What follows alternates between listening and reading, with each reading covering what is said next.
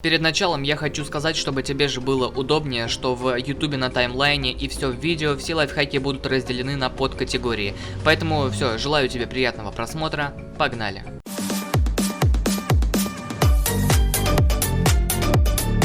Когда вы грабите казино на этаже security, не идите в правую сторону после того, как вышли из лифта. Идите в левую сторону, потому что в правой стороне всего 4 компьютера, а в левой стороне их намного больше. Тем самым вы повышаете свой шанс того, что вы найдете нужный вам компьютер и быстрее закончите это дело. Кстати, а вот и он. Ты тратишь слишком много времени на сбор каждой косточки, чтобы заполнить свой мешок 5 килограммами. Лучше разгадай эту загадку и возьми мумию. Она заполнит твой мешок сразу 5 килограммами.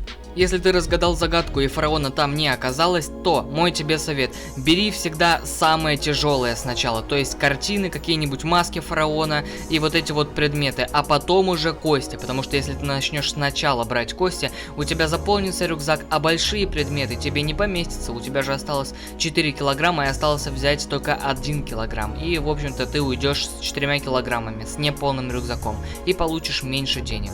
Не наступай на эти белые кружки в музее, полиции придет оповещение, то что грабят музей, они приедут и встретят тебя с наручниками снаружи. Я думаю, никому не нравится, что когда вы ограбили музей, вы не можете дать никому отпор, не можете взять никакое оружие. Решение — это джетпак. Если он у вас есть, вы просто 2 раза нажимаете на пробел и можете уйти от любого полицейского. Так что мой вам совет: берите джетпак. Не волнуйся, о том, где его достать, я расскажу в разделе «Если ты не знал». Заходи грабить пончиковую через окна, так это будет быстрее, и ты по-быстрому можешь все это сделать и поехать дальше по своим делам. Ярик, бачок пути! Ставь машину за заправкой. Коп, который будет проезжать мимо, ее не заметит и не остановится. Если ты хочешь, чтобы и грузовые поезда останавливались на остановке, где останавливается и пассажирский поезд, просто поменяй этот рычаг в другую сторону. А еще у нас есть другой рычаг, сейчас я вам покажу, какой тоже нужно будет повернуть. Видите, эти рельсы здесь не соединены. Вы просто нажимаете на рычаг, они соединяются, и все у вас отлично, как бы теперь будут останавливаться тут все поезда. И, соответственно, их будет намного легче грабить. Когда вы грабите электростанцию, то смотрите, как можно быстро из этого положения выбраться. Вы бежите и перед этим лазером должны подпрыгнуть сразу. Так будет быстрее. И сразу же второй лайфхак и подсказочка: просто вот так вот ставите машину около этих дверей, чтобы вы могли сразу сесть. Это сэкономит вам пару сотен долларов.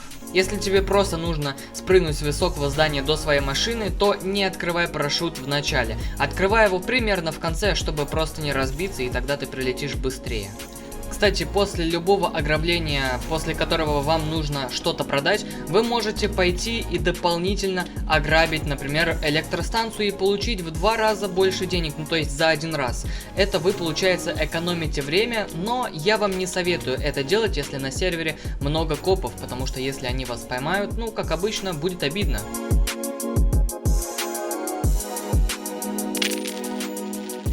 Самый сложный этап в гробнице — это этап со стрелами, которые в вас будут лететь. Смотрите, они летят по очереди на каждый блок. Что вам нужно, чтобы не умереть? Вы должны каждый раз, когда загорается блок, переступать на него, то есть по очереди. Не нужно здесь идти сломя голову. Иначе велик шанс, то, что в вас попадет стрела и вы умрете. Нихуя себе, блядь. Nice. Хочешь быстрее всех ограбить томб? Тогда бери кристалл и вставай вот в этот угол и нажимай на W, то есть вперед и направо, то есть WD. И тогда вас отсюда никто не спихнет, и вы быстрее всех сядете в вагонетку. Когда будешь грабить корабль, подстройся под скорость корабля и желательно бери с правого борта контейнеры, потому что так будет легче, быстрее, и он не застрянет между контейнерами. И если ты не знал, то за раз можно взять 2 контейнера.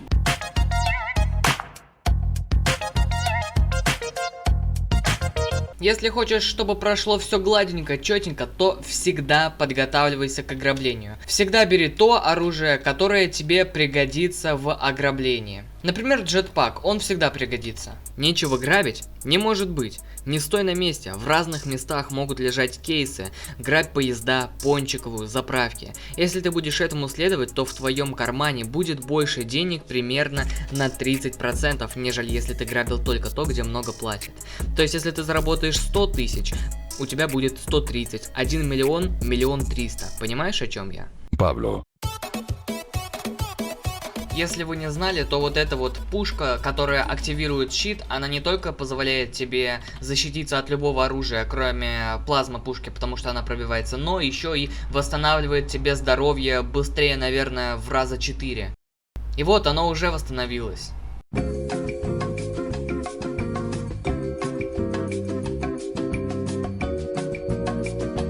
Ну вот, как видите, это даже не в 4 раза быстрее, а раз в 10. Используй пончик, чтобы восстановить 25% своего здоровья. Ты его можешь взять в пончиковый, просто даже зайдя в этот магазин. Ты можешь выпить газировку, которую ты можешь найти на заправке для того, чтобы ускориться и убежать от полицейского. Но учти то, что у этого есть обратный эффект. Потом отнимается какая-то часть твоего здоровья. Если вы собираетесь бежать из тюрьмы вот таким вот способом, взорвав стену, то обязательно одолейте камеру и смотрите за стенку, потому что кемперов, полицейских здесь очень много, и советую быть аккуратным. Когда ты в перестрелке, у тебя закончились патроны, не жди, когда у тебя перезарядится оружие. Сразу бери следующее и стреляй. Так ты сэкономишь время, и у тебя будет больше шансов на выживание.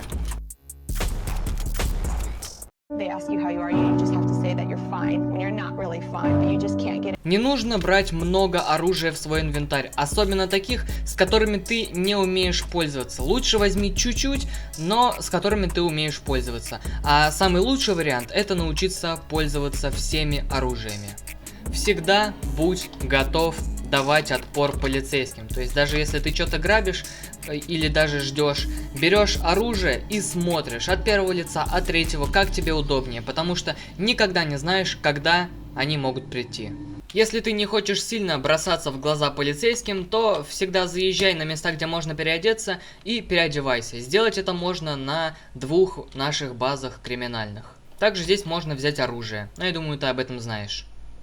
Если ты уже ограбил гробницу и приехал на вагонетке, то на выходе тебя может ждать какой-нибудь полицейский. Поэтому смотри, когда он бежит на тебя, не торопись убегать от него. Беги к рельсам. Когда он подойдет к рельсам, он, как видишь, телепортируется обратно и ничего тебе не угрожает. Блять, нахуй я сюда пришел? А когда его телепортирует, можешь уже убежать в какую-нибудь сторону. Как избавиться от погони? Есть первый способ играть в долгую, то есть найти гараж и заехать туда и ждать, пока полицейскому не надоест. Но этот способ для вас актуален только если у вас много времени. Если вы хотите сразу как-то по-быстрому от него оторваться, то смотрите на свою машину и на его машину, то есть его недостатки машины. То есть если у него какая-то Lamborghini, а у вас внедорожный транспорт, то езжайте по кочкам. Если у вас какой-то суперкар, а у него наоборот какой-то внедорожник, то езжайте по дорогам, и вы от него будете легко отрываться. А если у вас примерно одинаковые машины, то попробуй способ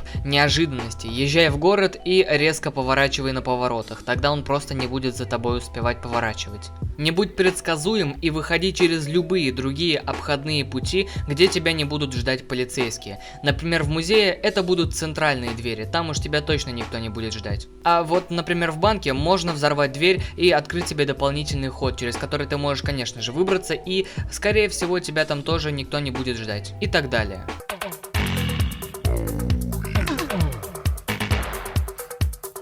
В казино есть время, которое дается тебе на его ограбление. Там ведется отсчет, и у тебя ограниченное время.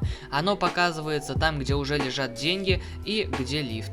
Когда таймер доходит до 0, внутри сейфа появляются лазеры, которые тебя убивают. Поэтому перед тем, как идти к сейфу, смотри на время. Если ты не знал, как открыть этот сейф в казино, то вот держи лайфхак. Когда загорается зелененький, ты просто нажимаешь на Е, и он легко просто открывается.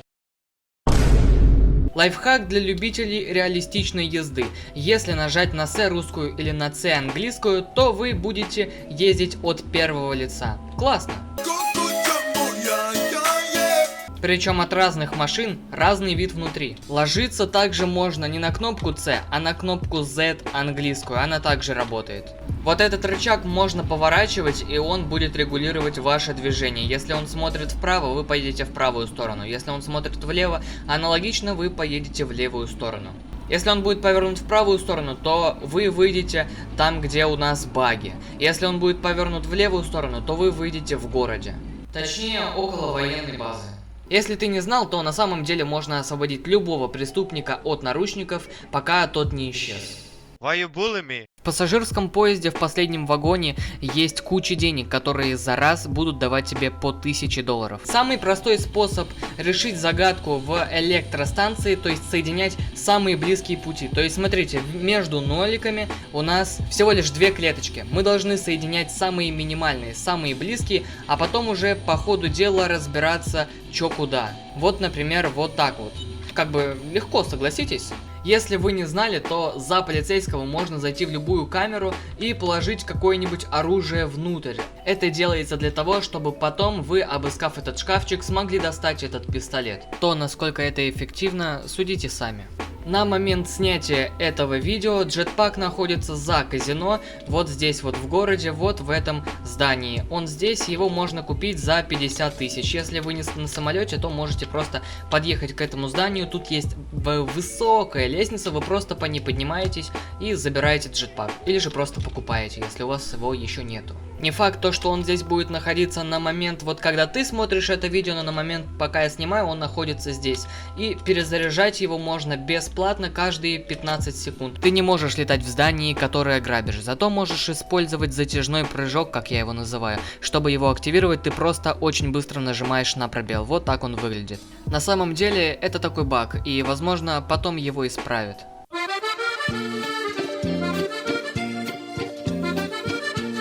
Если у вас есть друг, вы можете к нему подойти, попросить даже кого-то в чате, но это не всегда безопасно, потому что вас могут обмануть. Просто взять у него карточку, зажав букву Е, и потом вы сможете грабить банки. Знакомо ли тебе чувство, когда ты выходишь после ограбления из магазина, а твоей тачки нету? Поэтому всегда, когда начинаешь грабить магазин и ты подъехал, всегда закрывай свою тачку, вот нажав на эту кнопочку. В таком случае твою ласточку никто не угонит. Звучит двусмысленно. Ты серьезно покупаешь только украшения на свою машину? Не-не-не, так не пойдет. Советую покупать сразу последний уровень твоего двигателя и самые лучшие тормоза. Это самые лучшие покупки для твоей машины, нежели какие-то цвета и украшения. Отвечаю.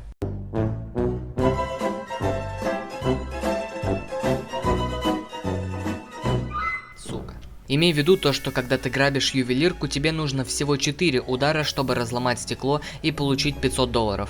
Многие игроки, когда начинает звенеть сирена, суетятся и начинают бегать от одной витрины к другой, нанося по 2 удара. Они теряют очень много времени. А мой тебе совет: не суетись, не торопись, делай 4 удара и иди к следующей витрине. Так будет быстрее.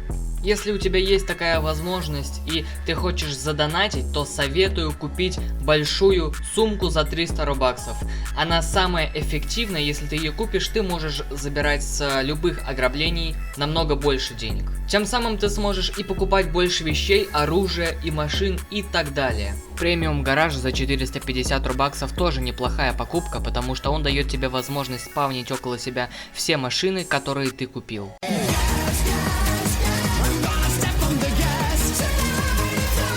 Если ты каким-то образом попал в воду и хочешь выбраться, но нигде плавных подъемов нету, просто даже не пытайся вот так вот делать, даже если у тебя хорошая подвеска, ты не выйдешь. Смотри, что нужно сделать. Всегда заезжай боком. Вот я сейчас повернулся, у меня прям колесо зашло наверх. То есть вот так вот едешь и боком. Боком повернуться легче. Ты всегда можешь помочь себе топливом. Ну, нитро. Не можешь на большой скорости войти в поворот? Тогда научись дрифту. Как это делать, сейчас расскажу. Если коротко, то на время дрифта ты зажимаешь Shift и отпускаешь газ. Когда твоя машина повернула в поворот почти, ты едешь вперед. И вот так вот у тебя получается дрифт. практикуйся. Но в некоторых ситуациях входить в дрифт будет неуместно, поэтому иногда лучше приостанавливаться.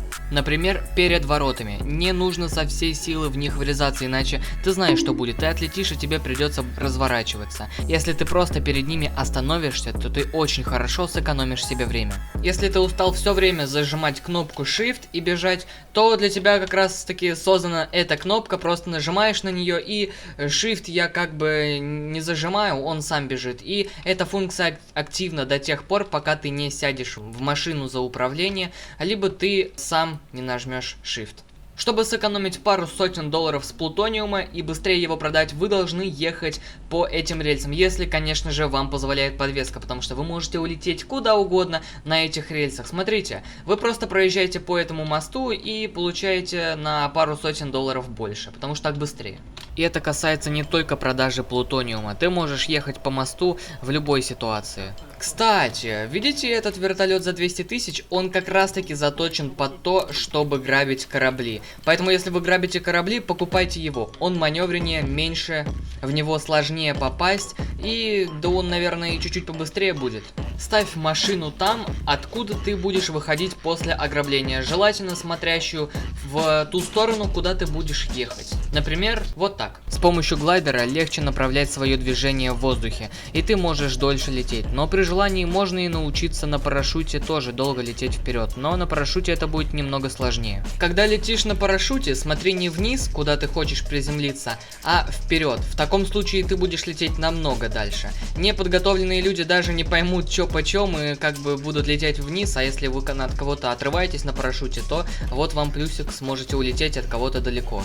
Срезай повороты дороги. Это нужно для того, чтобы ты ехал быстрее. То есть смотри, дорога поворачивает налево, и ты едешь с левой стороны. Дорога поворачивает направо, ты едешь с правой стороны. Это делает тебя чуточку быстрее, и как бы ты можешь быстрее доехать до места назначения.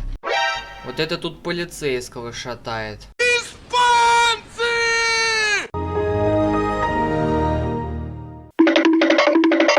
По пустыне не всегда обязательно ехать по дорогам. Она настолько плоская, что можно ехать даже не по дорогам, и ты можешь так нехило срезать и экономить свое время. Всегда покупай машины в тех местах, где ты оказываешься после ограбления какого-нибудь магазина. Например, вот эту багги, чтобы быстро уехать. Это делается для того, чтобы не ехать на медленном Камаро. Не нравится, когда твоя машина все время переворачивается, нажимай на букву В английскую. То есть смотри, если ты падаешь какой-то другой стороной и тебе не нравится, как ты упал, и тебе потом придется переставлять свою машину, вот когда ты летишь, очень фигово, сразу нажимай на букву В, и твоя машина встанет четко и четко поедет. Нужно ограбить корабль или ты просто хочешь вертолет, тогда вот держи ссылочку на мое другое видео, где я рассказываю о способах получить бесплатно легко вертолет. И в дополнение к той подсказочке вы можете пробежать без проблем первую турель, но если у вас осталось мало хп, здесь есть халявный гараж. Вы заходите, опа, тут у меня полицейский ждет, аккуратно. Заходим и спавним свою какую-нибудь машину, желательно побыстрее, и проезжаем мимо этой турели, и уже потом берем вертолет. Вот так вот, да, только меня немножко посадили. Не на бутылку, нет! Короче, это был такой лайфхак, чтобы проехать вторую турель, чтобы она вас вообще не попала. Если ты досмотрел до этого момента, то ты просто красавчик, и, видимо, тебе понравилось мое видео. Почему бы не подписаться? Ведь я потратил почти неделю на создание этого видео. Я думаю, это достойно твоей подписочки и лайка. Фух, наконец-то я его сделал, я очень старался. Попозже я выложу видео про лайфхаки для полиции, поэтому жди новое видео, а я буду с тобой прощаться. Желаю тебе удачи, увидимся в новом видео.